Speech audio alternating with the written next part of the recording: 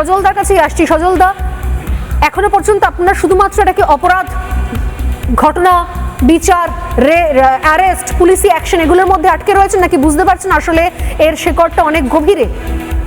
দেখুন, এর শেকড়টা সত্যিই অনেক গভীরে, এবং আপনি জানবেন এই 2029 সালের লোকসভা নির্বাচন যত এগোবে তত এই ধরনের ঘটনা ঘটতে থাকবে। ইতিমধ্যে আপনারা দেখেছেন কোথাও দিল্লিতে ককরোচ পার্টি তৈরি হয়েছে। সেই ককরোচ পার্টিতে এখানকার যারা ককরোচ আছে তারাও গিয়ে গিয়ে অনেকে পৌঁছচ্ছে বিভিন্ন রাজনৈতিক দলে। আমি আপনাকে বলছি, আমি এই কঠিন অবস্থার মধ্যেও আমি এই সংখ্যালঘু পরিবারটাকে থ্যাংক ইউ বলব। সংখ্যালঘুরা সবাই লায়েকালি নয়, সবাই কাসব নয়, বা সবাই কামদুনির অপরাধী নয়। কিছু এরম পরিবারও আছে যারা কিন্তু সত্যিটাকে এই অবস্থার মধ্যে দাঁড়িয়ে সত্যি বলেছেন যে এই ঘটনায় হিন্দু মুসলমান, আরএসএস, বিজেপি, এই যে যাদেরকে জড়ানোর চেষ্টা হচ্ছে এটা সঠিক নয়। কারণ সেই রাত দখলে তারা যেটা করেছিলেন, রাত জাগা যে আন্দোলন করেছিলেন, তাতে বহু হিন্দু পরিবার ছিল। কিন্তু আমি বলছি যে এখানে 3-4টে এফআইআর হলো, তাই তো? এখানে 3-4টে ঘটনা ঘটলো। একটা হচ্ছে 4টে এফআইআর। একটি হচ্ছে মেয়েটার হারিয়ে যাওয়া, তার খুন ধর্ষণ। দ্বিতীয় হচ্ছে একজনকে পিটিয়ে মারা, লিঞ্চিং। হ্যাঁ, এই যে পরপর এফআইআর গুলো হলো, এখন যেটা জানা যাচ্ছে সেটা যদি সত্যি হয়, মুখ্যমন্ত্রী বলেছেন ইতিমধ্যে যে পুলিশ তাকে জানিয়েছেন যে সে নিরপরাধ ছিল, তাহলে এই গণপিটুনি সেই মানুষটাকে দেওয়া হলো কিসের ভিত্তিতে?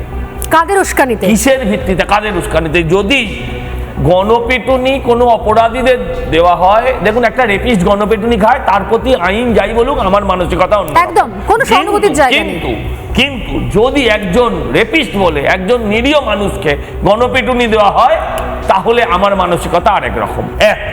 এবং যদি এই গণপিটুনিতে কে এবং এই ধরনের ঘটনাকে পেছনে যারা মনুবাদ, যারা নারী বিদ্বেষ, যারা আরএসএস, যারা বিজেপি, এই সব দিয়ে যারা হিন্দু মুসলমান করতে চাইছে, কলকাতা শহরে বসে, বারুইপুর থেকে দূরে পার্টি অফিসে বসে যারা করতে চাইছে, সেই গণপিটুনি যারা উস্কানি দেয় তাদেরও একটু দাওয়াই দেওয়ার দরকার আছে। কিভাবে দেবে সেটা পুলিশ, সরকার, জনতা তারা ঠিক করবে। আমার বক্তব্য হচ্ছে একটা অদ্ভুত জিনিস দেখুন, বেলা 4টের পর থেকে যেমন বিজেপি বেড়েছে, বেলা 4টের পরে আপনারা দেখতে পাননি নিঃশব্দে সিপিএম ও কংগ্রেস বেড়ে গেছে। কারণ এই যারা জেহাদিরা মনে করছিল যে তাদের আশ্রয়স্থল, তারা বুঝছে তৃণমূলকে দিয়ে তার হবে না। তারা এবার কোথায় কোথায় আশ্রয় নিচ্ছে, তারা কিন্তু আশ্রয় নিচ্ছে এখন এই সিপিএম এবং কংগ্রেসের বিভিন্ন জায়গায় তাদের করে। আপনি ভালো করে তাকিয়ে দেখুন যে এখানেও রেল লাইন উপরে দেওয়া হয়েছে, একটা অপরাধ ঘটেছে। আমি এটাই বলছি যে সিপিএম এর বিক্ষোভ, সিপিএম এর মিছিল আমি দেখেছি, মিছিল করেছে, র্যালি করেছে, গান গেয়েছে, আমি দেখিনি সিপিএম মিছিল থেকে কোনোদিনও রেল লাইনে উপরে দেওয়া হচ্ছে, সিপিএম মিছিল থেকে পাথর ছোড়া হচ্ছে। এই পাথর বাজিয়ে রেল লাইন উপরে সিপিএম মিছিল আমি দেখিনি, কিন্তু এটা হচ্ছে এবং সিপিএম নেতার নেতৃত্বে হচ্ছে, এবং তাকে সাপোর্ট করার জন্য আরো বড় বড় নেতারা আসছে, সুজন চক্রবর্তীর মতো নেতারাও আসছে। অতএব বিকাশ বাবুকে ভুলে যাবেন না, বিকাশ বাবুকে ভুলে যাবেন না, তিনি প্রেসে স্টেটমেন্ট করছেন।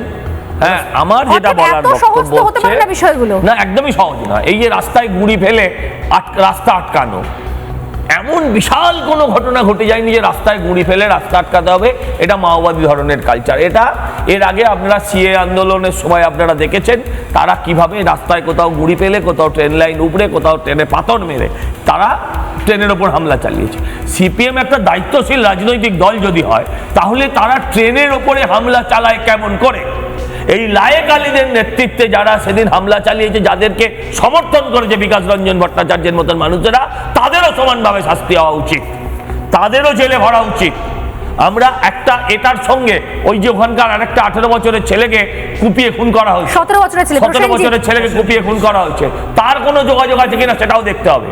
পুরো বারুইপুর জুড়ে শুধু নয়, এরা চেষ্টা করছে যাতে এটা সারা পশ্চিমবঙ্গ জুড়ে একটা হিন্দু মুসলমান একটা দাঙ্গা সৃষ্টি করতে পারে।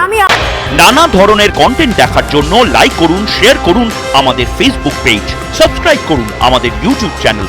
পাশাপাশি অন্যান্য ব্রেকিং নিউজের জন্য অবশ্যই চোখ রাখুন রিপাবলিক বাংলায়।